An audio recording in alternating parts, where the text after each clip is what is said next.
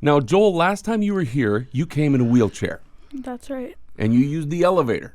Yes. And today, how'd you come up? The stairs? Came up the stairs, and that's awesome. I love it. So you're walking around. You're a tall guy. You just had a birthday, didn't you? Yeah. You're how old now? 13. 13 years old, and you're a tall football player, and I love it.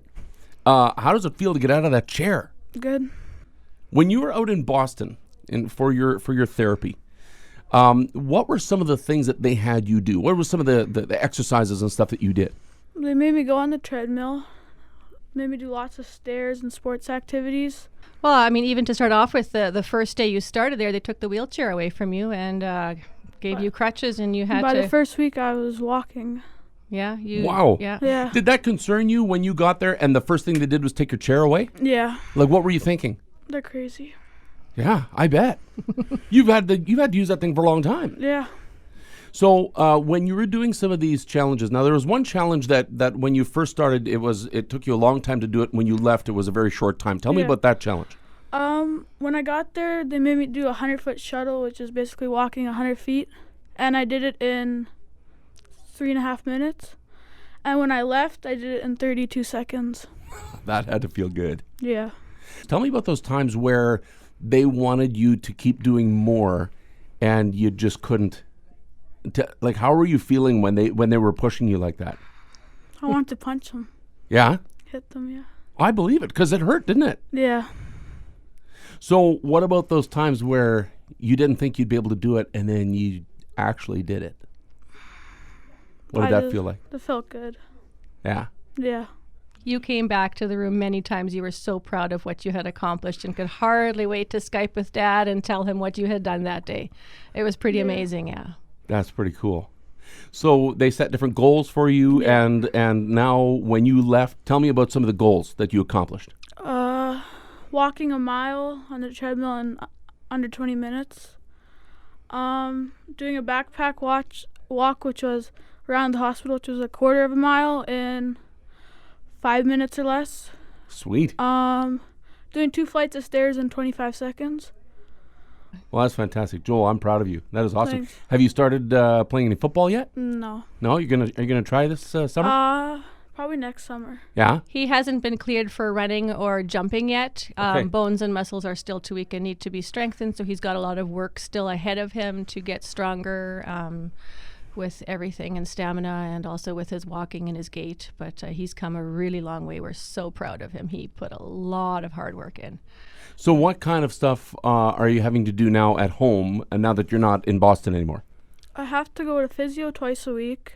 Then every day I have to do an hour and a half of like home exercise, which is like stretching and going on the treadmill and like desensitizing. So now, do you usually just go and do it yourself, or does Mom have to remind you all the No, time? I do it by myself. You want this bad. You want this to be better now, hey? Do you still have pain? Yeah.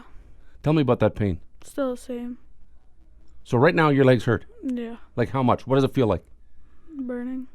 Like burning in the feet. Yeah. But you're able to use them. Yeah. So did they give you any idea of whether that pain was going to go away, or what kind of, what did they tell you? Well, they say that the first thing is to get the kids functioning. And once they're functioning, the pain is the last thing to leave. So we don't know how long it'll take. It could be months, it could be longer. But in getting them functioning, that's how the nerves start healing. So we don't talk about the pain anymore. We try and ignore it, even though it's still there, and just try and do life. Right, Joel? Yep. That is awesome. Back at school? Yeah. What's that like? Good. What were the kids' reactions? They were excited to see me. Yeah? Yeah. So, Mom, now you watched him go through more than most people go through in a lifetime. That's right. In pain and struggle and perseverance. Tell us about that journey of watching him go through that and where he's at now. Boy, I don't even know what to say. It is just so hard to watch your kid suffer so much and not be able to do anything about it. And I'm just really proud of what he has been able to accomplish down in Boston at the PPRC. And I just am so thankful that we have been able to go down there, because he would not be standing here. He would not be walking stairs. He would not be going to school full time had he not been able to go to that program and learn just everything that he has learned down there. Yeah, I mean the journey continues. We're not through it, but we've definitely got a good start in heading in the right direction. So That is awesome. Joel, I'm proud of you. Thanks. What are your new goals now? Well, to eventually be running and jumping and hanging out with friends and doing sports. Cool. And you're going to do it. I Yeah. know you're going to do it. So there's a lot of people that helped out with this journey. that is right. And I just want to say thank you. There are so many people, I don't even know who you all are, who have donated prizes to the silent auction and just for the fundraising and financially helping us and through all the prayers. And you guys know who you are, and we are just so incredibly grateful, and we say thank you so much. Yeah, thank you for helping me get to Boston so I get my life back together.